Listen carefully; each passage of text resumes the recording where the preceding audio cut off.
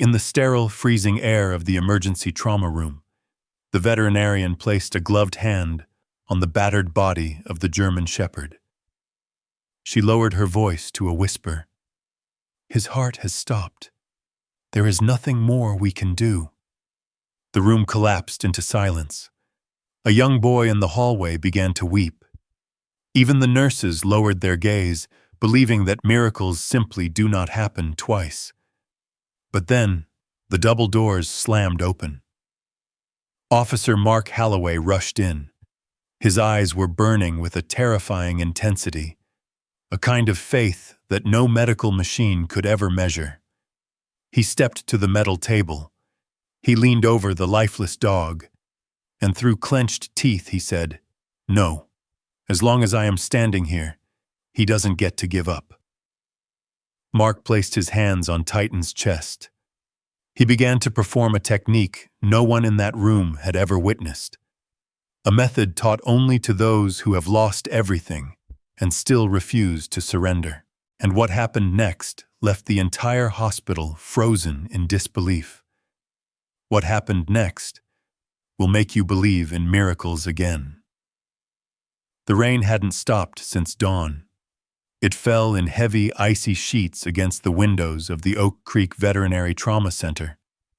It was a gray, steel-colored morning, the kind of weather that makes everything feel heavy, especially for the people working inside these walls. It was 7:42 a.m. The trauma bay was chaotic. Hurried footsteps, metal trays clattering, the sharp scent of antiseptic hanging in the air.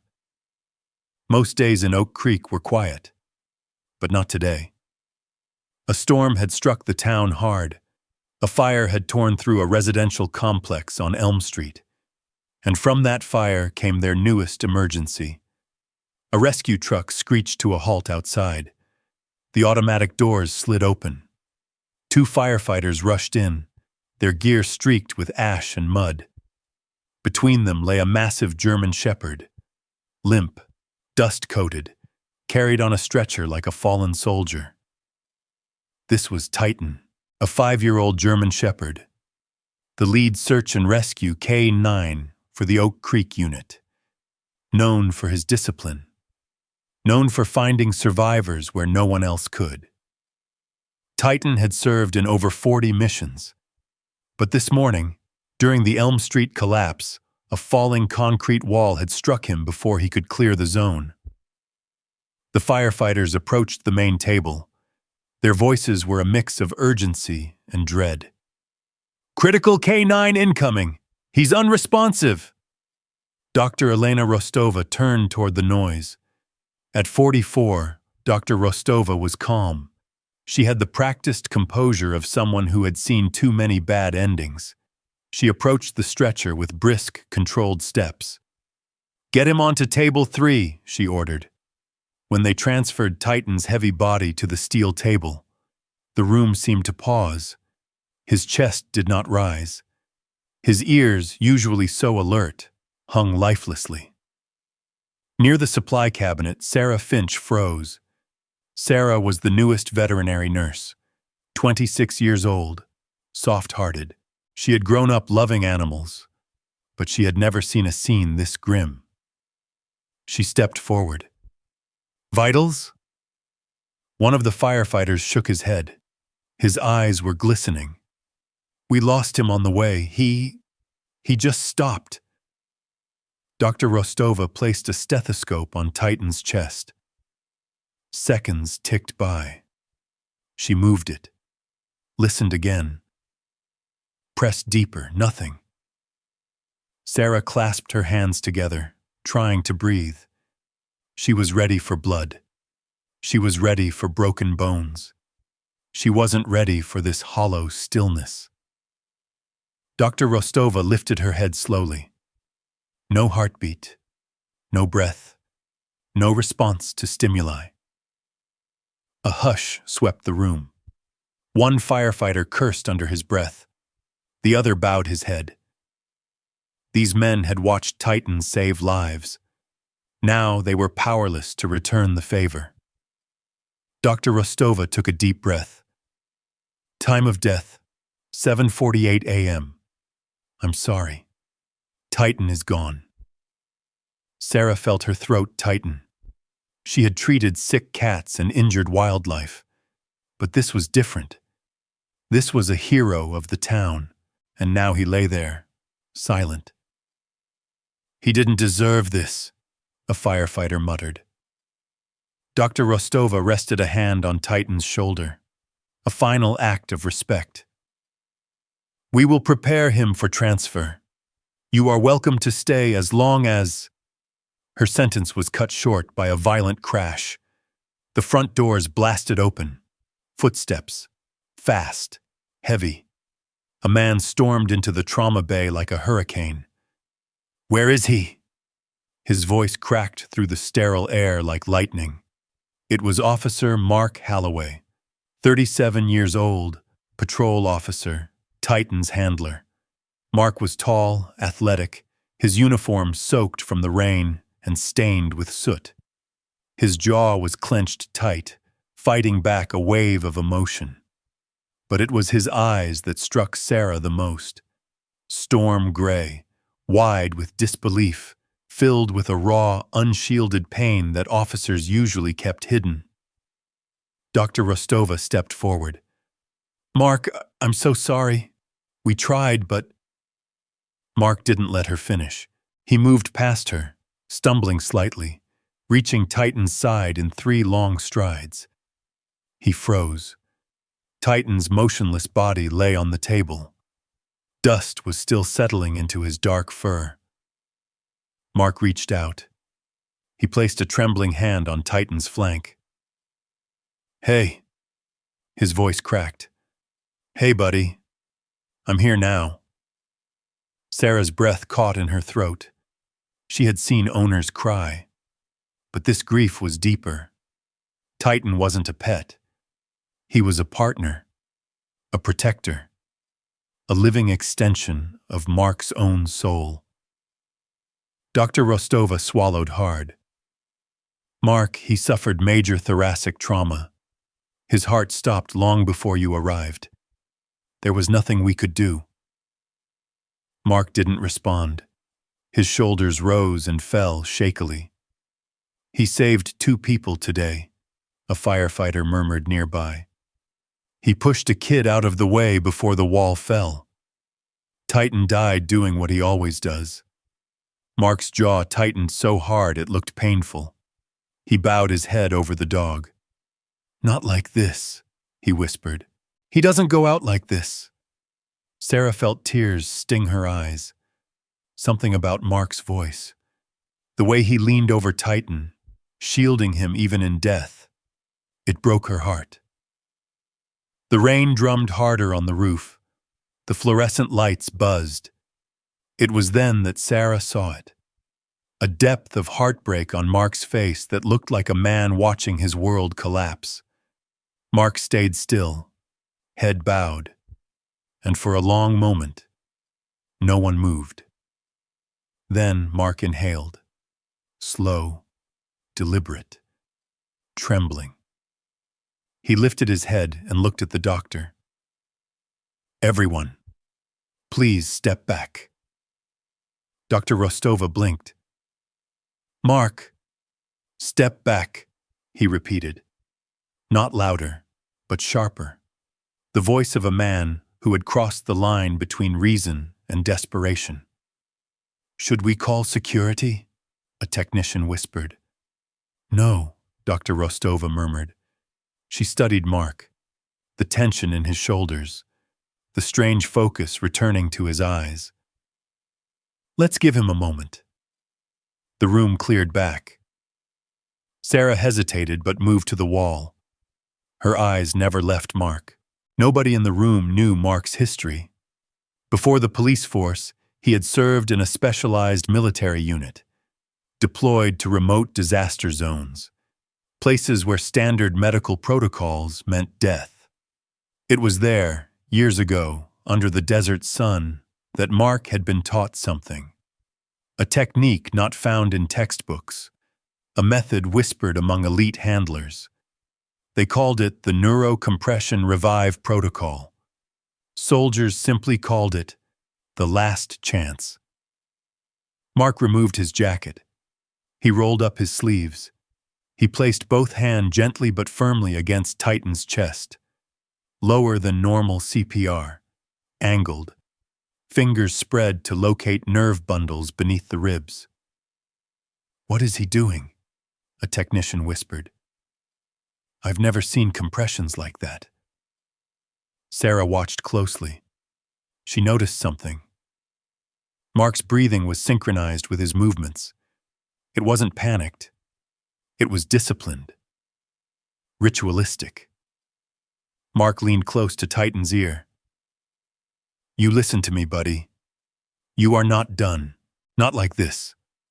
He began phase 1, applying pressure to the thoracic nerve clusters, small circular motions, intended to wake up dormant electrical pathways. It was a strange mix of instinct and science, a method that had saved exactly 2 dogs in his military career, and failed on many others. "He's gone, officer," someone whispered. "That dog has been dead for 7 minutes. He's going to hurt himself." Mark didn't hear them. He only heard the pounding in his ears. He only remembered Titan's excited bark that morning. "Come on, boy," Mark whispered. "Come back to me." Behind the doorway, a small figure appeared. Leo Miller, 10 years old, clutching a carrier with a sick rabbit. Leo knew Titan. Months ago, Titan had found Leo trapped under fallen branches in the woods. Leo had heard the nurses say, "Titan is dead." He had to see. "Titan," Leo whispered, stepping inside. Sarah moved quickly, kneeling beside the boy. "Hey, sweetheart. You shouldn't be in here." Is he really gone?" Leo asked, tears in his eyes. Mark heard the boy's voice. He stiffened. He didn't turn around, but that fragile tone reached into his chest. He pressed harder. "Mark, this is dangerous," Dr. Rostova warned.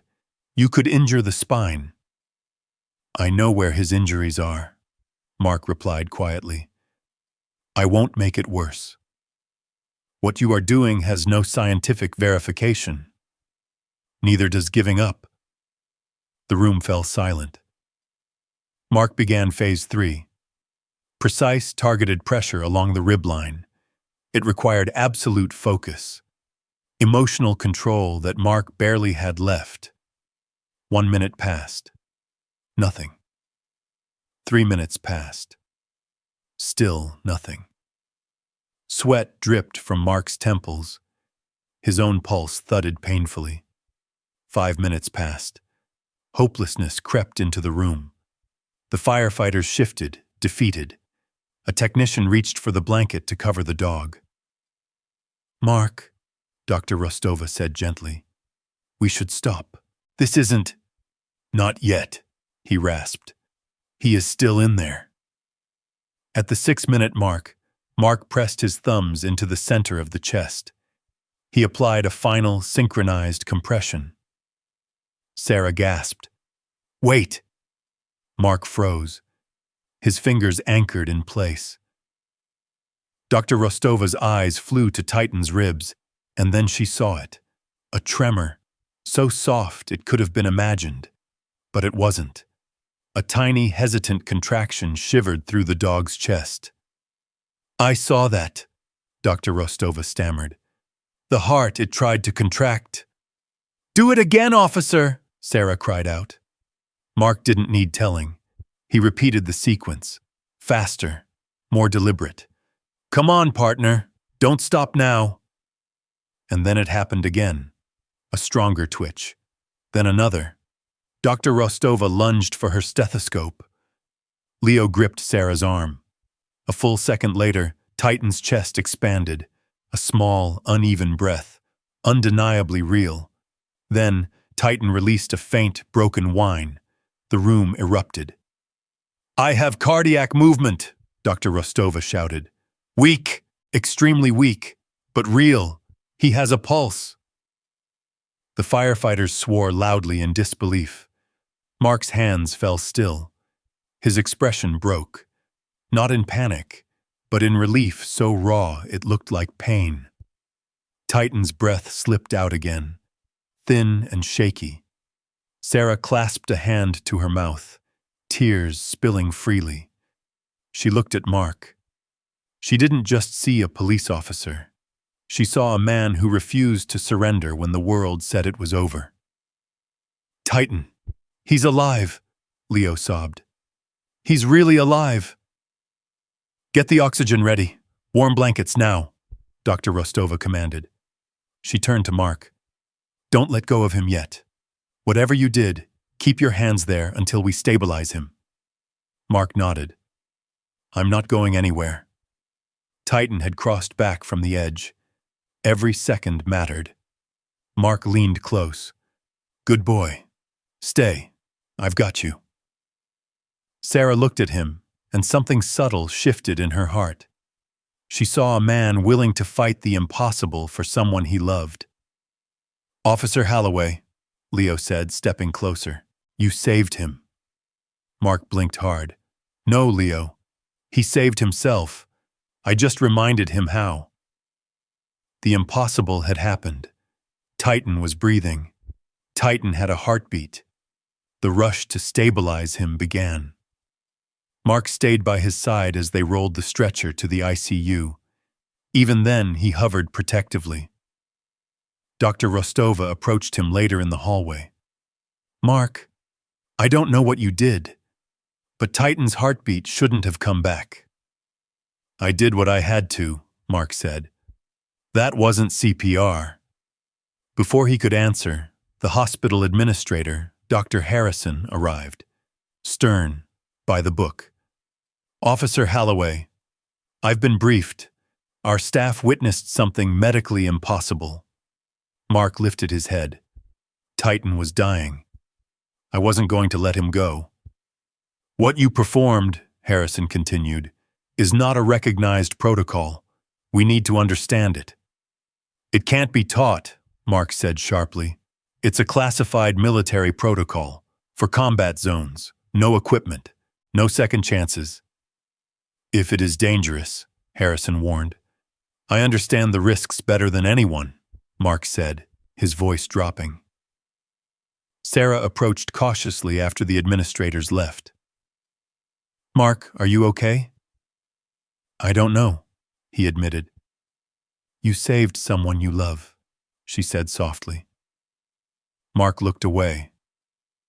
I used that technique once before, years ago with another canine. Sarah's breath caught. What happened?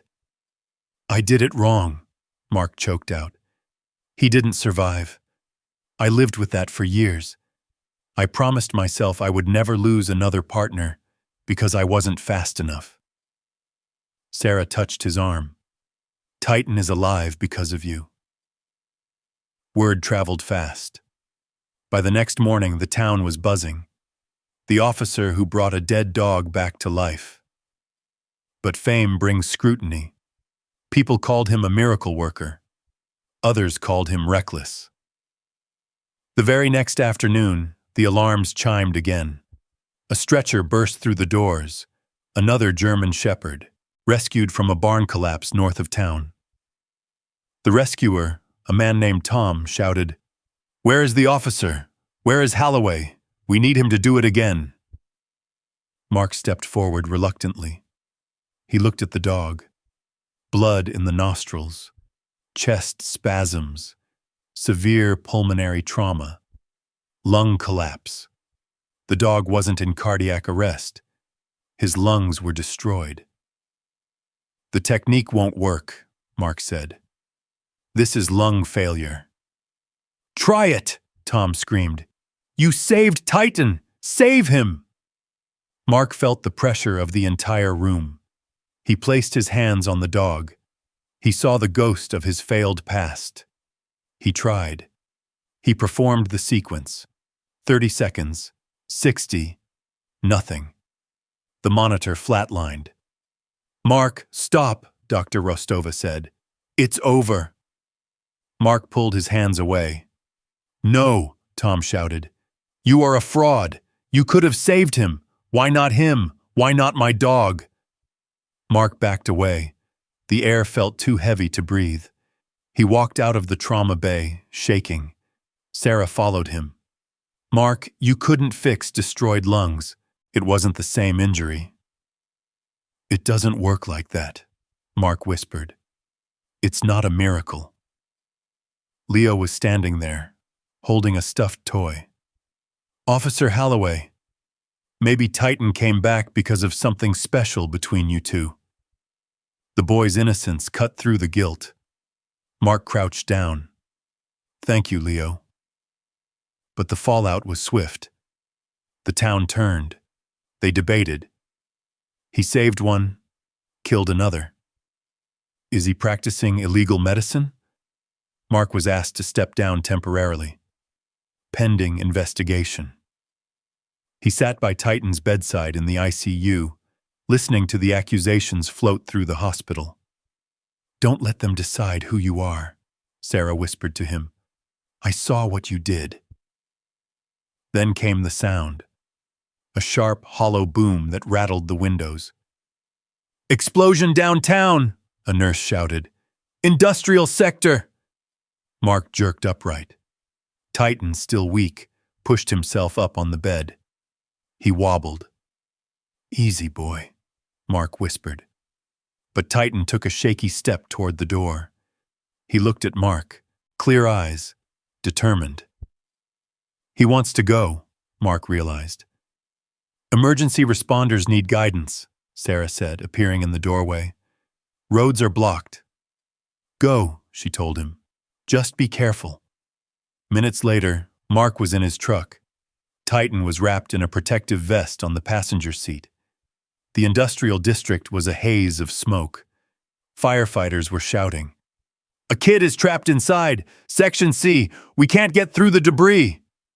Mark jumped out. Titan bounded beside him, ignoring his pain. Where? Mark yelled. Security cameras lost him near the loading bay. Titan barked once. He took off toward the wreckage. Titan! Mark ran after him. That dog shouldn't be walking, the fire captain shouted. Tell him that, Mark muttered. They pushed into the smoke. Titan guided them through the twisted metal. He stopped at a collapsed shelving unit and whined. Mark dropped to his knees. Beneath the pipes lay a small boy, 8 years old, limp, ash-covered. No breath, Mark said. Smoke asphyxiation. Titan nudged Mark's hand. You saved me. Save him. Mark froze. This wasn't a dog. This was a child. I can't. But Titan nudged him again. Forceful. Mark positioned the boy on his lap. He remembered the pediatric variation of the protocol. Gentler. Tailored for smaller lungs. Stay with me, kid, Mark whispered. He began the compressions. 2 fingers on the nerve points. Gentle taps to the diaphragm. What is he doing? The captain asked. A technique, Mark said, for smoke asphyxiation. Seconds blurred.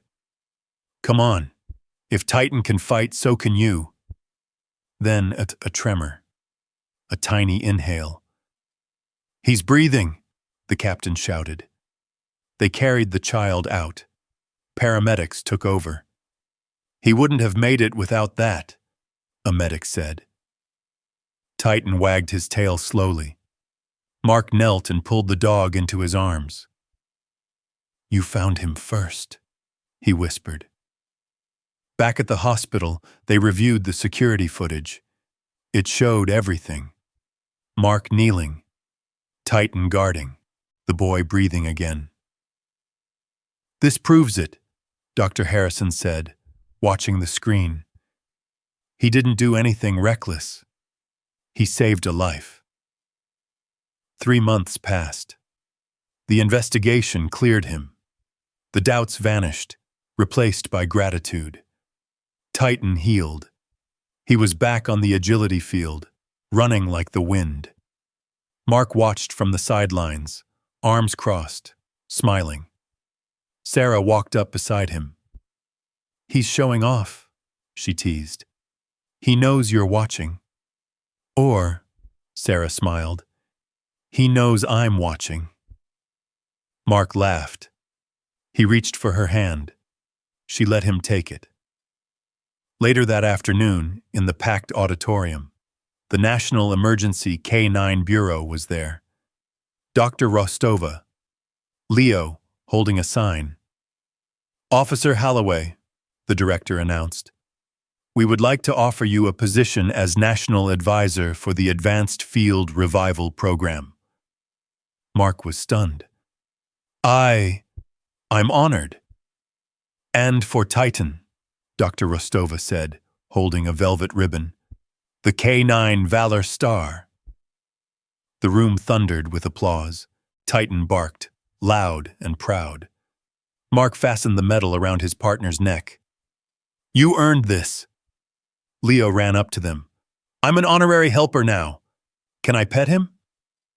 "You're part of the pack, Leo," Mark laughed.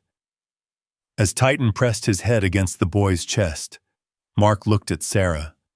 He realized something. Revival wasn't about technique. It was about refusing to let go. In the end, Titan's survival and Mark's redemption remind us of something deeper. Sometimes the greatest miracles do not come from our hands alone. They come from a place beyond our understanding. When life hangs by a thread, when logic says it is over, there are moments when God steps in and reminds us that hope is never wasted. Titan fought because someone believed in him. Mark rose again because he chose faith over fear. Maybe miracles aren't always loud. Maybe they are just a second breath, a loyal friend, or the strength to try again. But every miracle carries the same truth. God is still working, even in the silence.